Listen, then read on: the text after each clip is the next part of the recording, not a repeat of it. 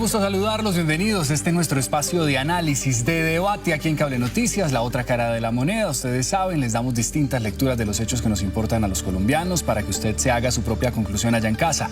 Puede participar con el numeral Debate la otra cara y vamos a estar atentos a sus opiniones y comentarios.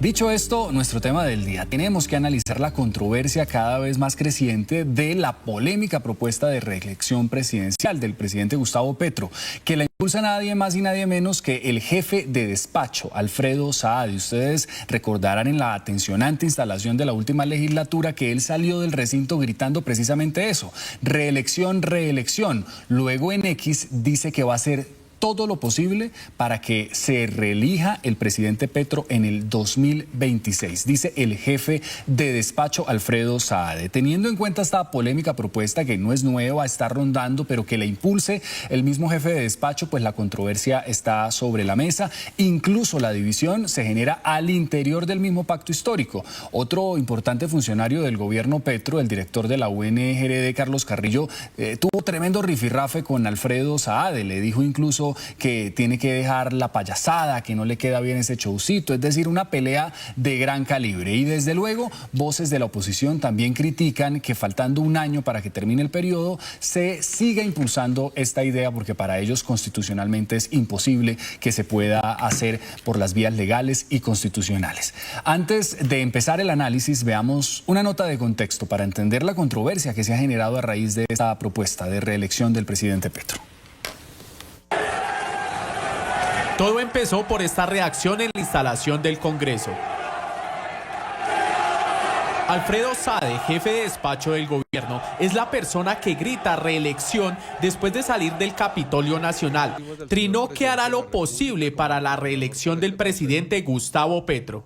La inepta oposición fue, como siempre, incapaz de rebatir el extraordinario discurso del presidente Gustavo Petro. Lo único que saben es destilar veneno por la boca. Definitivamente haré todo para que el nombre del presidente Petro sea repostulado en el 2026. El mensaje generó cuestionamientos tanto de los contradictores del gobierno como de algunos alfiles del presidente Petro, como el director de la Unidad Nacional para la Gestión del Riesgo de Desastre, Carlos Carrillo, que le respondió fuertemente a Saade, desatando toda una polémica. Si su trabajo es lambonear, el del gabinete es cumplirle a los colombianos. Su incansable búsqueda de atención nos genera problemas a todos. Si le gana la pulsión activista, pues levántate y vete. La tensión entre ambos funcionarios no es nueva. En el pasado, Carrillo había cuestionado la contratación de Saade en la misma Unidad Nacional para Gestión de Riesgo cuando estaba bajo la dirección de Olmedo López.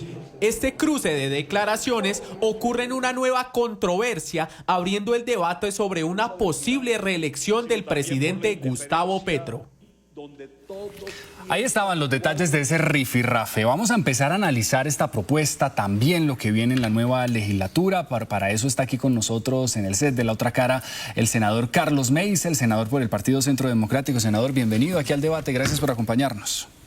Hola, un placer estar aquí como siempre y un saludo cordial a todos los televidentes. Bien, ya estaba invitada a este debate la senadora del Pacto Histórico, Isabel Zuleta. Nos acaba de cancelar hace unos minutos, dice que está enferma, así que estará con nosotros aquí en el debate el concejal por el Pacto Histórico, el José Cuesta, estará con nosotros analizando para tener esa visión también del Pacto Histórico, que es importante. Aquí siempre los tenemos acostumbrados a tener esas distintas visiones políticas de los hechos que nos importan a los colombianos. Bien, senador, quiero preguntarle su visión sobre esta propuesta. Insisto, no es nueva, pero que la esté impulsando el jefe de despacho, Alfredo Saade, ¿qué mensaje manda? Porque una cosa es que la impulse un integrante de la bancada, que sea una propuesta aislada, pero que venga del jefe de despacho y que el presidente Petro pues guarde silencio hasta el momento, pues deja mucho que decir. ¿Usted cómo la lee? Mire, el presidente Petro, yo soy de los que cree que en todos los espectros políticos hay gente buena y también hay gente mala. Y el presidente Petro arrancó un gobierno, yo creo que con algunas personas sensatas. Por ejemplo, se me ocurre el señor del DNP, apellido González, era un tipo pues, que no tiene la ideología nuestra, pero digamos un tipo con el que se podía conversar en torno a sensatez, en torno a cosas realistas, en torno digamos, a situaciones que le sirvieran al país, y era un tipo que escuchaba. Y el presidente Petro, desafortunadamente, en su inmensa inestabilidad ministerial, que hemos contado, se dice 50 y pico de ministros, desafortunadamente ha venido deteriorando la calidad de personas de las que se está rodeando. Y vemos que entonces cada reemplazo es peor que el anterior. Nosotros vemos con mucha preocupación cómo arrancó el gobierno con un gabinete que, te repito, habían personajes que también desastrosos en la administración pública, pero habían personajes con los que por lo menos se podía dialogar o establecer un diálogo. Y ha terminado con unos personajes, rodeado de unos personajes que significa lo peor de la política nacional. ¿Y por qué será? Entonces, cuando vemos, porque son los únicos que le alcahuetean todo al presidente. El presidente, cada vez que un ministro le ha dicho o le ha reparado algún tipo de contradicción, por mucha razón que tenga ese ministro, lo echa. Entonces el presidente necesita simplemente áulicos que le aplaudan todas las barbaridades que a veces hace, y esa es la consecuencia de que nosotros tengamos personajes como Sade hablando de reelección en unas conductas que ha empezado a adoptar el gobierno, empezando por el presidente, unas conductas antidemócratas, cuando el presidente, en medio de cualquier terquedad, quiso impulsar la consulta popular, que le negamos en el Congreso. Por un estrecho margen, de acuerdo, pero se le negó en el Congreso. Eso también es un golpe de Estado a la institucionalidad, y ya lo quería hacer. Quien lo frenó es el Consejo de Estado en su momento, y nosotros después cuando le negamos la consulta 2.0 que llamaban, o la consulta 3.0. Entonces, lo que estamos viendo aquí es claramente personajes muy cercanos al presidente con una actitud antidemócrata que traiciona la tradición de este país. Porque este país hemos tenido todo tipo de gobernantes, buenos, malos, regulares, pero lo que sí hemos tenido en nuestra historia republicana es una tradición demócrata, que no podemos dejar por nada del mundo que este señor la tire por la borda. ¿Pero es una idea exclusiva o individual de este funcionario, o usted cree, analizando políticamente el juego, que sí es un deseo del presidente Petro? Hay que decir que el presidente Petro siempre ha dicho que no quiere, ¿no? Que no quiere reelegirse, sí, pero acto seguido dice, a menos de que el pueblo así lo decida. Entonces, por eso siempre la suspicacia está sobre la mesa. ¿Pero es un deseo de Petro transmitido a través de sus funcionarios o no necesariamente? El presidente Petro siempre tiene un juego de palabras extraño, y siempre vive tirando globitos a ver la ciudadanía hasta dónde le permite sus barbaridades. Si el presidente Petro tuviera claro, pienso yo, si el presidente Petro tuviera claro que su mandato llega hasta el 7 de agosto del 2026, regañaría a cualquier funcionario que está bajo su mando, que esté en este cuento de decir que va a hacer todo lo posible por reelegirlo. Le haría un llamado de atención también, pese a que no está subordinada, pero a las senadoras y a los senadores que andan con ese cuento. O dijera tajantemente su posición democrática. Y cuando vemos que todo con Petro es un juego de palabras, que sí, pero no, pero que tal vez que hasta que el pueblo quiera, hasta que el pueblo no quiera, claramente lo que está dejando el presidente aquí son globitos en la opinión pública. A ver, este país hasta cuándo le aguanta sus barbaridades, su mal gobierno, su desidia, su irresponsabilidad y su insensatez. Ahora, con el escenario actual es difícil que una propuesta de este tipo pues florezca. Por eso mucha gente dice, estos son simplemente globitos al aire, son cortinas de humo y demás. Sin embargo, hay otras voces que dicen, ojo, porque hay unas estrategias jurídicas que ya se están fraguando. Y quiero preguntarle, senador, precisamente por las mismas, porque vemos a un ministro de Justicia impulsando, por ejemplo, una constituyente. Es decir, poniendo sobre la mesa la idea, y una constituyente no es como una consulta popular, una constituyente modifica precisamente la Constitución y por ahí derecho se puede meter la reelección o un alargamiento de periodos. Muchos dicen que los tiempos no dan y demás, pero ¿usted cree que hay que tener cuidado con estas estrategias o tampoco funcionan? Desde luego que hay que tener cuidado, y desde luego que hay que tener cuidado porque es que, hombre, la Constitución política de Colombia, que fue un proceso de un gran acuerdo como país. El mismo presidente dijo que tenía que respetarla y que su principal función iba a ser el respeto hacia esa Constitución, y esa Constitución le parecía maravillosa para llegar al poder, pero ahora ya aparentemente no les gusta. Y cuando nosotros vemos que el señor Montealegre anda en una intención para intentar modificarla, tenemos que ponerle mucho cuidado. Además, porque la misma Constitución establece unos mecanismos para cambiarse. Entonces, aquí el llamado es a que no se inventen cuentos chinos, a que no se inventen papeletas, a que no se inventen decretos, a que no se inventen cosas por fuera de la ley. Y el pueblo colombiano, si desafortunadamente el gobierno Petro quiere desbarajustar este país, nosotros tenemos que hacerle frente a eso con las herramientas que la ley también nos faculta a nosotros. Sí, ahora, esa famosa papeleta de la que habla el senador, el ministro de Justicia le puso fecha, sería para marzo de 2026. Allí a la gente se le consultaría si quiere precisamente que se impulse esta constituyente. Dice el gobierno que va a respetar el término y los procesos legales, es decir, tiene que presentar un proyecto de ley en el Congreso para que se tramite la viabilidad de impulsar una constituyente. Es decir, esto sería solo preguntándole a la gente si la quiere. Hablando y presumiendo que se van a respetar los protocolos legales y constitucionales, senador, los tiempos sí dan para que haya una reelección del presidente Petro. Él no tendría que presentar ni consultar nada para convocar. Sí, el procedimiento es primero en el Congreso. El Congreso. Entonces, aquí lo que se está viendo es una intención desde hace rato del gobierno de agitar las calles y ponerse en modo que le beneficia mucho más que gobernando, que es en campaña. El presidente Petro, digámoslo con claridad, es un gran agitador. Además tiene una dialéctica de confrontación de los connacionales que le dio resultado en el 2022, y él pensará que le puede dar resultado en el 2026. ¿Y cómo se monta entonces en esa patineta? Haciendo una convocación, haciendo una convocatoria popular y desviando también los resultados de su fracaso.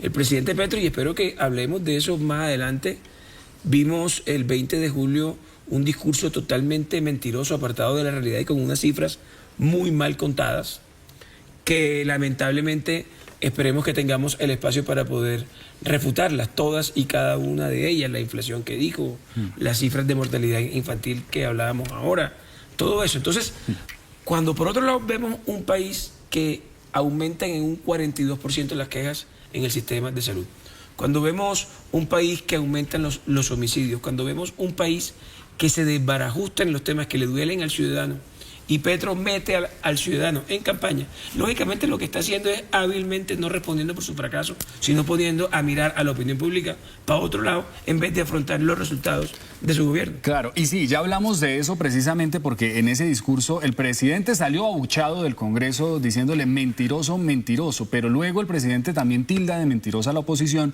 por las cifras que muestra. Entonces es válido analizar esas cifras de país, porque claramente el presidente muestra un país que la oposición mostró otro completamente distinto. Pero para cerrar la idea de la constituyente, senador, quiero preguntarle entonces si usted cree que esa papeleta, que es un procedimiento que no está contemplado en la Constitución, como dice el senador, para impulsar una constituyente primero se le consulta al Congreso, presenta un proyecto de ley. Se presenta una ley para convocarla. Exacto, un proyecto de ley para convocarla y luego sí la ciudadanía vota. Aquí se está haciendo un poco al revés o se está inventando un paso, es decir, primero se le va a preguntar a la ciudadanía si considera viable, luego sí el proyecto. En ese orden de ideas, lo que usted cree o la suspicacia que le genera es que se van a saltar el Congreso y van a decir, mira, ya la ciudadanía se pronunció. Yo no sé, yo lo único que sé es que no están respetando los mecanismos de la Constitución, con lo cual usted no puede ser un demócrata respetando partes de la Constitución. A usted no le pueden gustar algunos artículos de la Constitución. Si usted es un tipo estadista, si usted es un tipo demócrata, si usted acepta las leyes de un país, tiene que aceptar la Constitución desde su primer artículo hasta el último. Y claramente la misma Constitución establece, repito, unos mecanismos para modificarse en los eventuales, no sé, en los tiempos muy futuros o en algunas, cuando, no sé, el mundo, digamos, que tiene que evolucionar y las leyes también tienen que, digamos, adaptarse a los cambios. Pero eso no tiene nada que ver con lo que está planteando Montealegre. Montealegre lo que está planteando es un esguince de la Constitución para empezar a hacer política. Y para empezar además a hacer política con los impuestos de los ciudadanos. Y para seguir, como le digo, desviando la atención de sus fracasos ante la opinión pública. Ahora, el presidente dice que no quiere cambiar la Constitución del 91, sino lo que quiere es hacerla más ágil, aplicarla, que de verdad esto se traduzca a la realidad, porque hay mucho artículo de la Constitución que en la realidad no se está viendo materializado. ¿Se necesita una constituyente para este objetivo o no? Pero es que es una contradicción en sí misma. Si el presidente no quiere modificar la Constitución del 91, ¿para qué quiere convocar una Asamblea Nacional Constituyente? Entonces es que se aclare. Yo sé que ellos a veces están muy confusos y hay cosas que uno no le entiende al presidente ni por Twitter ni en vivo. A veces uno lo ve a él un poco desorientado, pero es una contradicción en sí misma. Claro, y ya hablamos precisamente de esas cifras, del discurso y demás, porque es importante, pero le pregunto así de manera general, senador, ¿cómo ve el discurso del presidente Petro? Usted dice que muestra unas cifras que no son, y ya vamos a hablar de eso, pero le quiero preguntar rápidamente si usted siente que el discurso del presidente Petro se desescaló como él prometió, o sigue siendo un poquito bélico y violento. No, aquí lo aburrido para nosotros es que primero es muy largo. Un discurso de 3 horas, Petro hable. Lo segundo es que las cifras las muestra de una manera que hábilmente pueden sonar elocuentes, pero que no son. Y que tampoco es cierto que tengan un manejo regional bueno, ni siquiera de la inflación de la que tanto se ufana. Perú tiene una inflación hoy del 1.7%. Ecuador algo similar. Entonces usted tiene que tener también valores de referencia. Y Petro habla de un milagro, porque lo tiene en 4.8. Entonces, vámonos digamos, a tener valores de referencia. La mortalidad infantil de la que conversábamos ahora viene bajando en este país desde 1979. Del 2000 al 2021 bajó de 25.58 por cada 1.000 niños a 10.5 por cada 1.000 niños. Y eso obviamente nos duele, ojalá que fuera 0, hoy también. Pero esto es un proceso de muchos gobiernos y un proceso del país como tal, para que Petro llegue en unas diapositivas del 2022 hasta estos días y diga que él ha bajado la mortalidad infantil en este país. Entonces son cosas, digamos que muy mal dichas. Y ya ahondamos precisamente en esos logros que muestra el presidente, porque no se nos puede olvidar que más la instalación de una última legislatura sirve también como rendición de cuentas a la ciudadanía. El presidente mostró sus logros, la oposición dice que esos logros no tienen sustento, pero ya vamos a hablar de eso. Pero ya está aquí con nosotros en el set del concejal José Cuesta, concejal de Bogotá por el Pacto Histórico. Concejal, bienvenido aquí al debate. Bueno, muchísimas gracias por invitarnos. Buenas tardes aquí al senador. Lo noto muy asustado, ¿verdad? Asustado. Sí, asustado.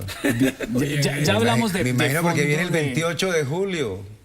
Ya viene el 28 de julio. El 28 de julio que se lee la sentencia contra el expresidente Álvaro Uribe, pero bueno, ese es un tema completamente ajeno, concejal, a lo que lo va a preguntar. Porque en Colombia está por encima de la ley. Quiero preguntarle, concejal, estamos más allá... hablando de la gestión de Petro, claro, y el mayor argumento del concejal es el juicio de Uribe. Seamos serios. Un tema que no viene al caso, pero concejal, le quiero preguntar entonces por la polémica de hoy, y que no es nueva, pero que se ha exacerbado con el impulso fehaciente del jefe de despacho de gobierno Petro de reelección para el presidente. Es decir, una cosa es que lo diga una senadora del Pacto Histórico, que no está supeditada a la jefatura de gobierno, pero que lo diga el jefe de despacho deja mucho que decir, y que el presidente esté guardando silencio en este momento. La controversia está encendida. ¿Usted qué opina de esta propuesta? ¿Es válido que esté sobre la mesa o no? De pronto Sade lo que está haciendo es eco a lo que ha escuchado que quiere el país. El país mayoritariamente respalda la gestión del gobierno. Ahora que escuchaba esa profunda disquisición académica sobre temas económicos, la verdad que sería objeto de, digamos, de generar un sentimiento de estupefacción en el mundo de las academias económicas. Imagine que estos amigos del Centro Democrático eran los que vaticinaban al comienzo del gobierno del presidente Petro que el dólar iba a estar en 15.000 pesos, que esto iba a ser un desastre económico, que definitivamente el desempleo se iba a trepar, que la inflación se iba a multiplicar, y resulta que aquí sí hay un milagro económico. Y son tan incapaces de reconocer la responsabilidad del orden político que ha establecido el presidente Petro, que además siempre lo he dicho acá, usted sabe muy bien que no lo digo en esta ocasión por primera vez. Yo tenía la certeza que la labor del presidente de la República en materia de política económica va a ser irresponsable. Lo conozco como la palma en mis manos, estuve con él en su primera experiencia como parlamentario, fui su asesor principal en la Cámara de Representantes, sé de la enorme sapiencia y capacidad desde el punto de vista de la teoría económica. Voy a contar una historia a propósito de ese tema. Rudolf Homs, y tenemos que remontarnos un poco a la historia. 1991-1994, el hoy presidente de la República era por primera vez representante de la Cámara por Cundinamarca. Él venía de su provincia, Zipaquirá, y todos creían que iba a ser un fiasco su participación en la Comisión Tercera, que es la comisión de las comisiones económicas. Y tuvo la suerte en el gobierno de César Gaviria Trujillo de ser sorteado y le entregaron la ponencia del proyecto de reforma tributaria. Y estaba al frente de la cartera de Hacienda un león del neoliberalismo, Rudolf Homs. Y contra viento y marea fue el único que presentó una ponencia negativa a ese proyecto de reforma tributaria del modelo económico neoliberal de César Gaviria, de bienvenidos al futuro, bienvenidos a la miseria, bienvenidos a la inequidad, bienvenidos a la desigualdad, bienvenidos, entre otras cosas, a acabar con la industria nacional y con la agricultura colombiana. Se opuso rotundamente. Y hay un hecho contundente que puedo decirlo con toda claridad. Obviamente utilizaron toda su bancada mayoritaria y aplastaron la ponencia negativa del representante de la Cámara, Gustavo Petro. Rudolf Homs nos diferencian sus valores y la comprensión del papel del mercado y del papel del Estado. Llegó a reconocer ya cuando triunfantes habían logrado efectivamente pasar el proyecto de reforma tributaria de características neoliberales, dijo: hemos ganado, pero tengo que reconocer que ha aparecido una figura fulgurante en la economía política colombiana. Eso me permitió a mí decir desde el año 22, cuando ya llegó el presidente Gustavo Petro como presidente de la República, que una de las cosas que íbamos a lograr, a desarrollar con éxito, era la política económica. Y ahora escucho, y en esto incluso coincido con Iván Cepeda, que hizo un trino maravilloso ayer sobre el tema, los que pregonaban, los que pronosticaban, los que presagiaban que esto iba a ser un caos económico, hoy todos los indicadores, toda la tabla de indicadores de economía dura muestran que este gobierno ha sido exitoso. Y entonces, como lo acabo de escuchar del senador, a circunstancias internacionales, ¿qué circunstancias internacionales? A un manejo absolutamente claro, sí, concreto y conciso. En ese sentido hay que decir, por ejemplo, que nosotros recibimos la tasa de inflación en casi 14 puntos. Hoy está exactamente reducida casi al 4,82%, tasa de desempleo a la baja, el precio del dólar sostenido no pasa de los 4.000, nosotros lo recibimos casi con 5.000 pesos. Es decir, eso tiene una razón, y la razón no es la mano invisible que ellos imaginan de Adam Smith, es una política económica absolutamente acertada, que entre otras cosas, y termino con este comentario, ha contado con la oposición de la Junta Central del Banco de la República. Si tuviésemos una disposición por parte de la Junta Central del Banco de la República con base en toda esa serie de indicadores duros de economía, de reducir tasas de interés, tendríamos incluso una economía mucho más galopante en favor de los sectores populares de este país. Bien, ya le pregunto por la viabilidad de esa propuesta de reelección, pero me pide aquí la palabra el senador. Es que mire, aquí hay varias cosas que el concejal... Primero, concejal, no cante más, que canta muy feo. Segundo... Pero digo las verdades, que es lo importante. No, pero llegaste cantando aquí y espantoso.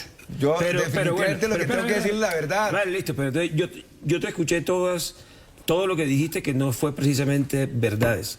El concejal habla, y también al parecer está en Petrolandia, porque yo no sé en qué sondeo o en qué clamor popular mayoritariamente están respaldando la gestión del presidente Petro. Yo lo que veo es todo lo contrario, no solamente se documenta en sondeos de opinión, todo lo contrario. Pero lo segundo y más importante es que hablan con mucha solvencia de intentar acercarse a la academia y vamos entonces a hacerlo, concejal. Hablan que son unos maestros de economía cuando recibieron un país creciendo al 7%. Y en el 2023 cerramos un paupérrimo 0.7%. En el 2024 en un paupérrimo 1.6%. Hablan de la inflación, repito, como la panacea, cuando usted tiene que compararse con los países que regionalmente son parecidos a nosotros. Y Perú tiene hoy una inflación del 1.7% y Ecuador ronda igual. Nosotros en el 4.8% y lo celebran aquí como el milagro económico. El desempleo. Este país está aumentando, dicho por el DANE que ellos administran, en 1 millón los empleos por cuenta propia. Esto no es otra cosa que rebusque, esto no es otra cosa que informalidad, esto no es otra cosa que una actividad independiente que el ciudadano hace muchas veces porque no encuentra dónde tener unos espacios laborales acordes. Además de 2 millones de colombianos que han salido de este país desde que Petro es presidente. Y le aseguro que de esos 2 millones de colombianos usted pregunta por qué se fueron y no fue precisamente porque le llovían las oportunidades aquí en el territorio nacional. Entonces, el Banco de la República, se quejan del Banco de la República y fue Petro el que nombró a sus delegados ahí. Entonces cuando uno empieza, digamos, a ver los sectores del país, nosotros no vemos cuál es el sector del país que hoy brilla. Petro habló media hora de la agricultura y hoy enfrenta 2 paros de 2 sectores muy importantes en el país, como lo es el arrocero, ya viene el de la papa. Y obviamente hay unas cifras favorables en exportaciones, en pesos, en valores, lógicamente porque estamos pasando por un precio en las cosechas de café que son, mejor dicho, ni en el mejor de los sueños iban a estar el valor del café en ese precio. Y vemos el sector vivienda cayendo, vemos el sector de la agricultura en paro, no hablemos de la minería porque eso sí es enemigo rotundo el gobierno de eso. Entonces, ¿cuál es el sector que aquí va caminando bien? El comercio, Fenalco habla que llevan 2 años cayendo en ese sector. Entonces, ¿cuál es el sector que aquí está bien? ¿Cuál es la parte del país que va bien? Entonces, lógicamente yo, sinceramente, desde el 20 de julio, cuando escuché a Petro, bauticé un metaverso distinto al de todos los colombianos que se llama Petrolandia. Bien, concejal, 2 preguntas quiero hacerle. Una, la que hace el senador Meisel, y es de dónde se interpreta que la gente o la ciudadanía está apoyando esa propuesta de Saade. Porque usted nos dice, Saade, de repente estás transmitiendo el mensaje de lo que quiere la ciudadanía. ¿De dónde sale ese sentir de reelección del presidente Petro? Y además, le pregunto por la viabilidad. Es decir, está bien que exista ese deseo, pero constitucionalmente hablando, legalmente hablando, ¿es viable que el presidente Petro se reelija en el 2026? ¿O qué tendría que pasar para que eso suceda? Bueno, entonces ya estamos entrando en un ámbito de realismo. Ya usted de alguna manera reconoce que efectivamente hay un ámbito de posibilidades que indican que efectivamente en Colombia hay condiciones suficientes para pensar que si en la eventualidad jurídica, política y constitucional que permitiese el paso abierto para una reelección del presidente Gustavo Petro, eso se daría. Y el indicador es Guarumo. En una encuesta, que yo no dije y no asumí eso que usted está diciendo, pero no, bueno, adelante. Colijo un poco por la forma como se pregunta, porque además coincidimos en eso, que entonces vamos a hacer una distinción entre lo que podría estar deseando el país, que está ratificado en una encuesta reciente, pero no es solamente la de Guarumo, sino varias encuestas. Hoy la fuerza política, y eso es un poco lo que trasnocha a los amigos del Centro Democrático, los tenemos democráticamente trasnochados. Yo duermo muy bien, concejal. 25% del electorado en Colombia considera que la opción política con la que tienen mayor nivel de identidad, de preferencia, de empatía, se llama el Pacto Histórico, que acaba de realizar con todo éxito el que se trasnocha la Petro, Convención Nacional del Pacto Histórico con más de 1.500 delegados. Wow. Esperábamos 1.000 delegados, llegaron 1.500. Esto somos está 51 desbordado. millones. Está desbordado. Entonces, ese hecho que muestra que la fuerza política, que hace unos 8 años atrás era la minoría, hoy se ha convertido en la mayoría política de este país, y es el resultado de una gestión exitosa. Porque yo sí quiero entrar en el debate de la política económica. Primero habría que decir Pero antes de eso, cuénteme, concejal, la viabilidad de la reelección. Es decir, entonces entramos en el segundo, Ajá. la segunda parte de su pregunta. Quiero empezar por decirle, para darle mayor tranquilidad aquí a mi amigo, el senador Meisel, que el presidente de la República él mismo ha dicho que no está interesado en la reelección. En lo que sí estamos interesados desde el presidente hacia abajo es en garantizar que en el 2026 vuelve a reelegirse el proyecto y el modelo de desarrollo de Colombia, potencia de la vida.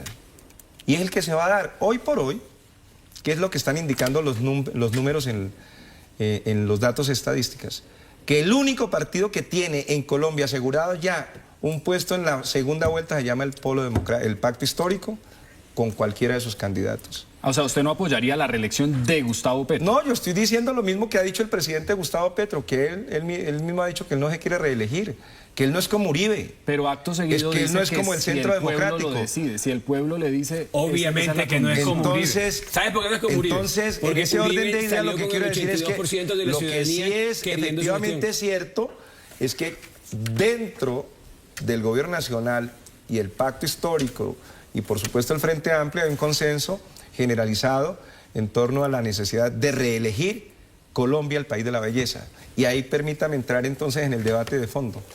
Nosotros fuimos absolutamente consecuentes. El amigo senador Meisel, por supuesto, parece que no entiende los contextos de economía global, porque imagine que nosotros tomamos una determinación para asegurar el crecimiento de este país y es iniciar el proceso de la descarbonización. Y lo han logrado de la transición energética. Y al 1.6. Entonces nosotros logramos crecimientos económicos tomando una determinación absolutamente certera. Pero dejen de por ejemplo, a la gente tomamos cuál una es el crecimiento determinación que sé económico. que les duele a los amigos del Centro Democrático. No, a mí claro que me duele porque soy colombiano. ¿Sabe y qué que en este momento es un decidimos? desastre. Que a un gobierno genocida y un Estado genocida como Israel no se le vende más carbón. Dale con Israel, y dale entonces con ese poco acabamos punto con la exportación del carbón. Dos, hemos decidido que se inicia el proceso de generación de nuevas formas de construcción del poder económico. Por lo tanto, en lo que menos se está haciendo énfasis es en el tema de la producción petrolera. Y a pesar de que se redujo por decisión política la reducción, el proceso de la producción petrolera, están acabando como con una la mayor manera, entre empresa otras del cosas, país. de ser consecuentes con lo que los señores no quieren entender. Entre otras de las muchas cosas que están acabando, su que están trompismo acabando la trasnochado, su más trompismo importante de este trasnochado, país, absolutamente colonial, no les permite entender que estamos viviendo un momento crítico en la vida de la civilización humana, que se necesitan adelantar procesos de adaptación y de mitigación al fenómeno del cambio climático. Y que eso obliga, por ejemplo, a desarrollar otros sectores de la economía nacional.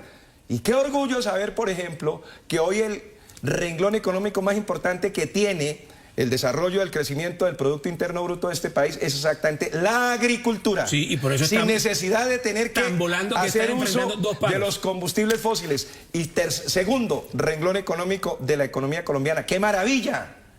6 millones de turistas extranjeros que vienen a convertirse en los mayores aportantes justamente de los desarrollos económicos de nuestro país. Y estamos convencidos que efectivamente ese tiene que ser el camino de la construcción de una economía sostenible para la vida, sobre la base de adelantar procesos importantes de transición energética.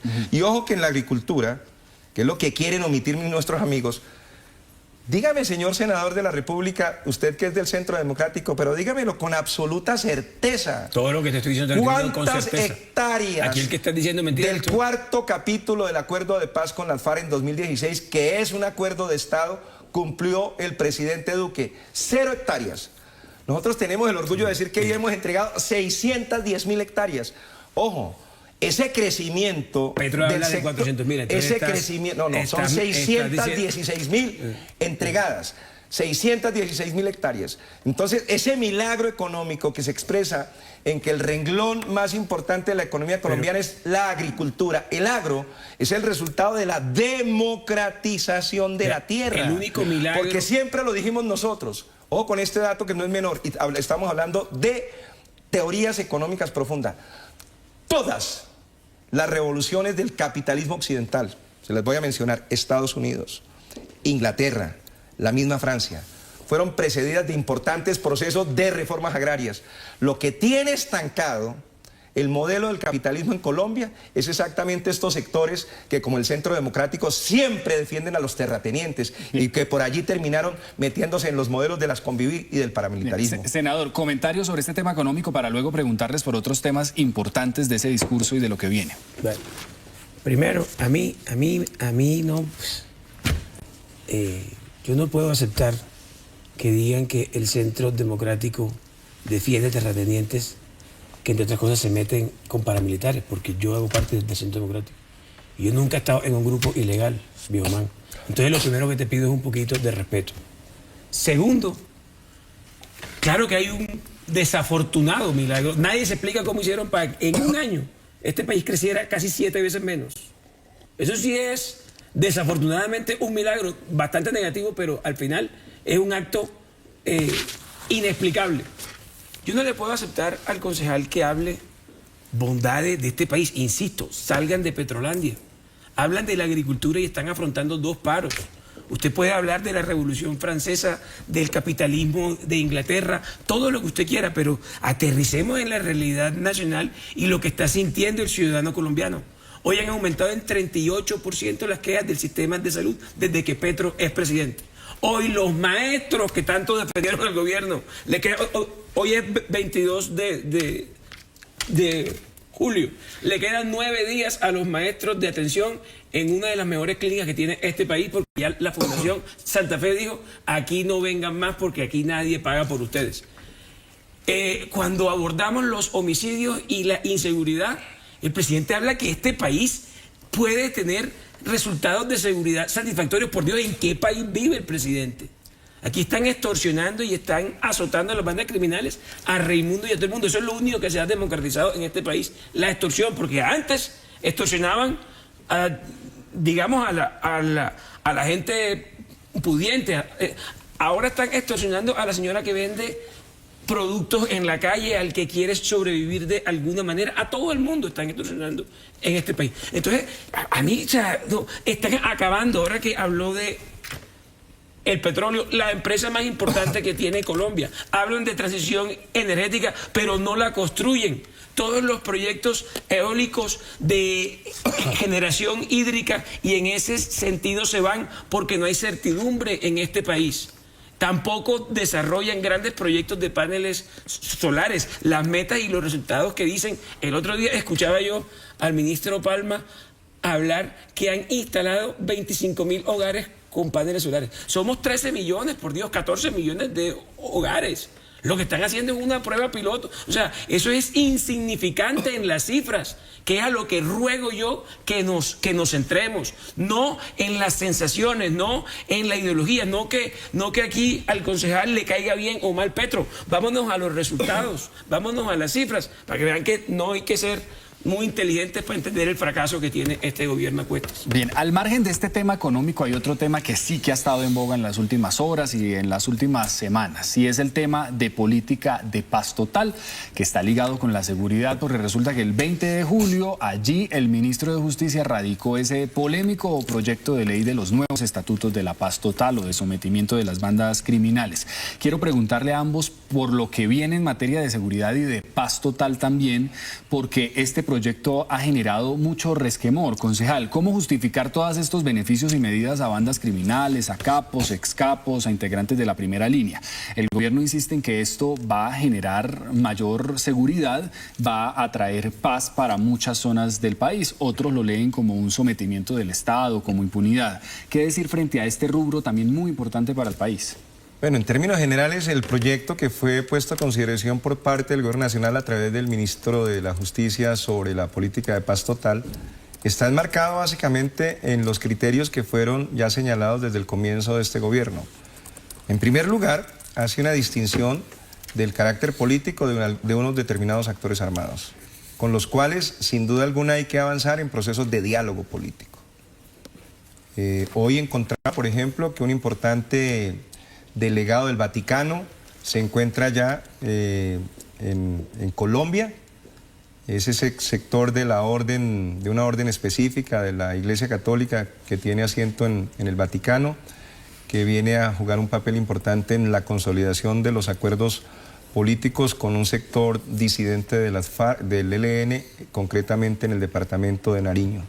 Ese me parece que es un proceso que está a punto de dar resultados muy concretos y que por supuesto hay que seguirlo alimentando.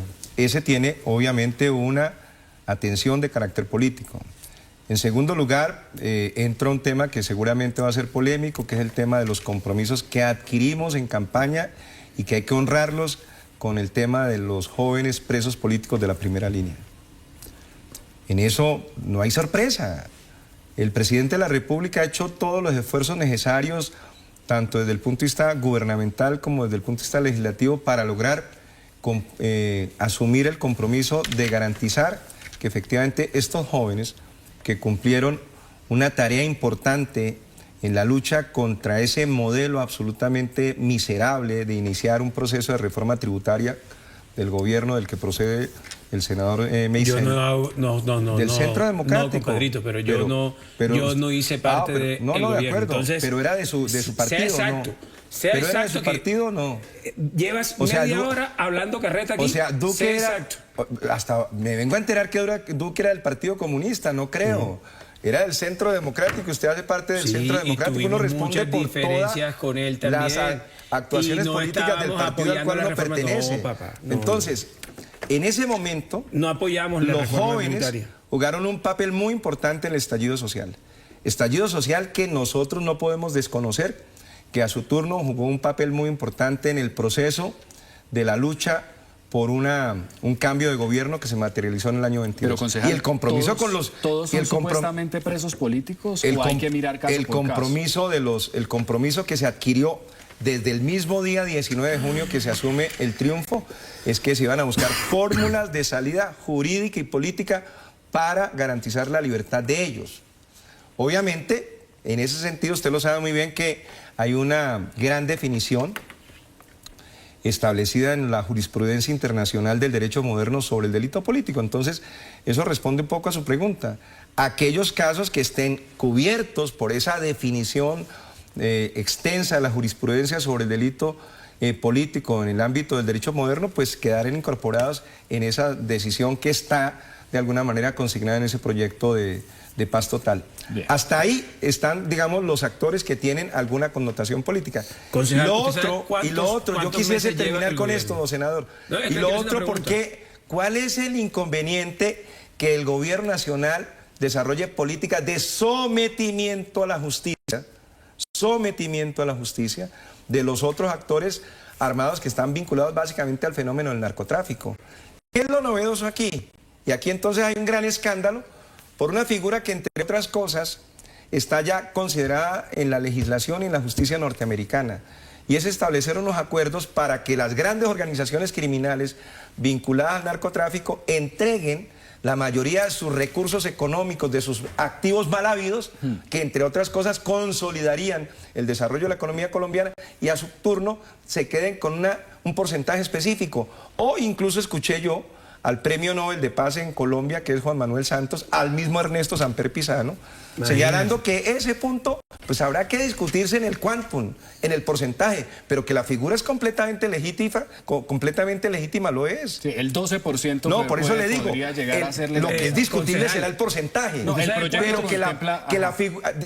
O sea, yo lo que quiero preguntar, ¿dónde está el carácter ineficaz o delictuoso de pensar que una figura que le ha servido, por ejemplo, a la justicia de los Estados Unidos para desmantelar mafias poderosas, no se puede aplicar en Colombia? ¿Dónde? Una pregunta, es que yo tengo una pregunta. Yo soy periodista o con ganas de serlo. ¿Usted sabe cuántos meses lleva el gobierno, concejal? Yo sé exactamente, y sé exactamente cuáles son las circunstancias que nosotros tuvimos que adelantar para consolidar. Permítame terminar. Este es un periodista curiosísimo. Pregunta y se responde. Como estamos en el juego, permítame responder. ¿Cuántos meses lleva? Ya le voy a decir con exactitud, pero permítame hacer una disquisición contextual. Nosotros recogimos un gobierno de 4 años que decidió utilizar su política y su capital político para hacer añicos la paz. Con eso llegaron al gobierno en el año 2018. Vamos a hacer añicos los acuerdos de paz. Listo, senador, adelante, porque si no, no avanzamos. Lo invito a vivir el presente. Llevan 36 meses en el gobierno. Petro, tu candidato y tu presidente, hablaba que en 3 meses, por ejemplo, acababa el ELN. Está desfasado por 33 meses.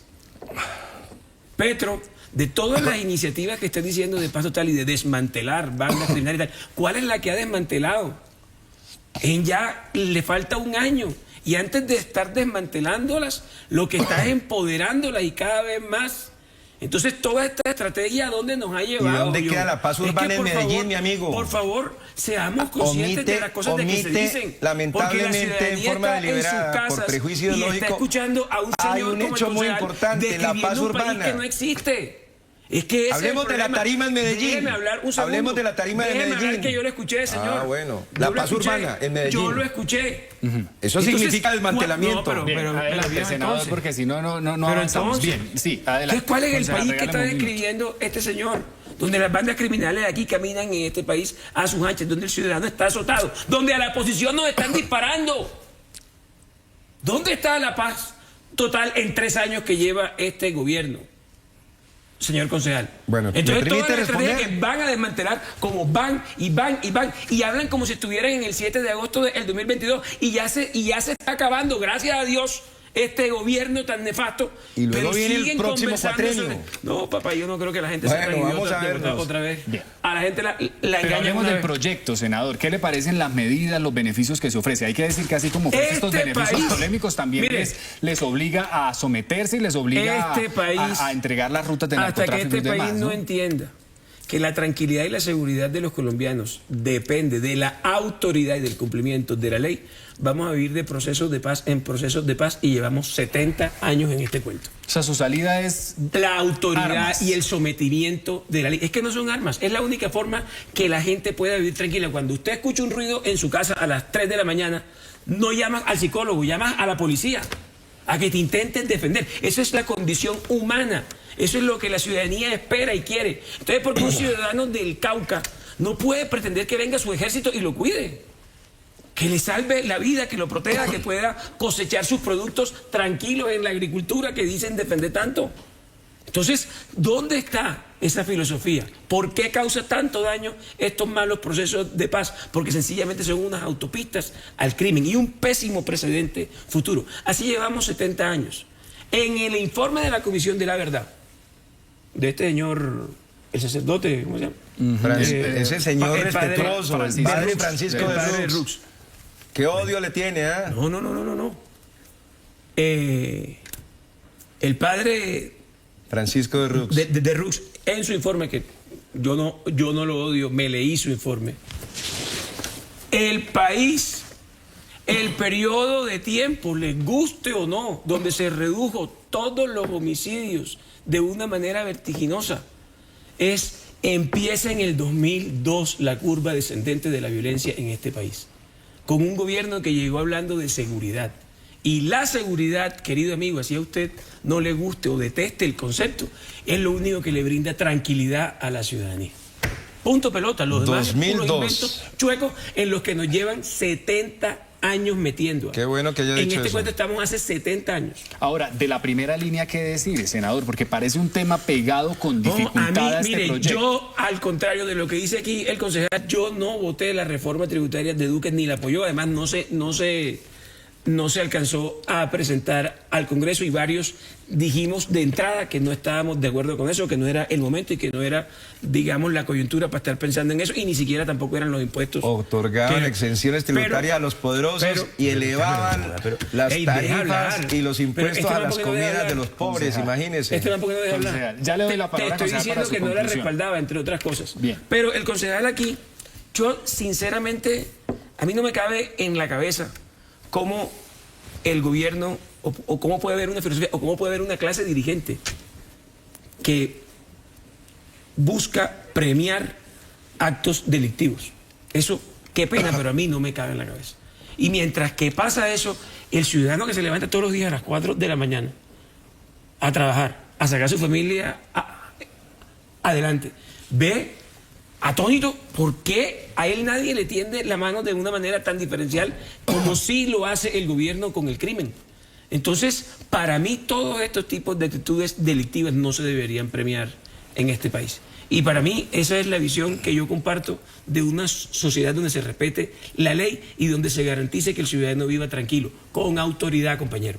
Esto no es con procesos de paz, porque así llevamos 70 años entregando impunidad y después tenemos que hacer otro proceso de paz con otros bandidos que simplemente se cambian el brazalete, o incluso procesos de paz que después otorgan todo tipo de licencias y beneplácitos, como lo estamos viendo en el Congreso. ¿Quién dijo que estos señores de la FARC se merecen estar ahí? Y son 5 votos en el caso del Senado y 5 más en la Cámara que han quebrado votaciones o que han cambiado leyes, el sentido de las leyes. Unos señores que por ellos nadie votó. Entonces, hombre, eso no... Bueno, yo tengo poco tiempo, un minutico para no, hacer pero quiero conclusión. explicar en detalle la bondad de la paz total. Pero en un y voy a explicarlo de manera absolutamente simbólica. La tarima de Medellín. Mientras los amigos de la extrema derecha y el centro democrático, en el caso de Medellín, hacen acuerdos por debajo de la mesa para construir modelos de gobernabilidad, nosotros hacemos procesos de paz total, diálogos transparentes, nítidos, con los criminales con de las frente. organizaciones criminales para construir una paz urbana que permite reducción sustantiva del conjunto de los indicadores de delitos de alto impacto sobre la base del proceso de los diálogos. Esto a propósito de lo que yo escuché. ¿Cuáles son los efectos del desmantelamiento? Medellín, mediante un proyecto directo de diálogo sobre paz total con las bandas armadas en la ciudad de Medellín. Bien, se me acaba el tiempo, pero gracias a ambos por darles esas distintas lecturas de país sobre estos temas tan polémicos, a nuestros televidentes. Gracias a José Cuesta, concejal de Bogotá, por el Pacto Histórico, por acompañarnos. Concejal, gracias, bienvenido siempre a este espacio. John, gracias por la invitación y gracias pues por la presencia del senador de la República, Meisel. Y gracias al senador Carlos Meisel, senador por el Partido Centro Democrático. Senador, también siempre bienvenido, gracias por acompañarnos. Muchas gracias, bacano debatir con el concejal, pero no cante más, concejal. Llegó cantando el concejal y eso le aturdió un poco al senador. Bien, gracias a ustedes por la sintonía. Esto fue La Otra Cara de la Moneda de Cable Noticias.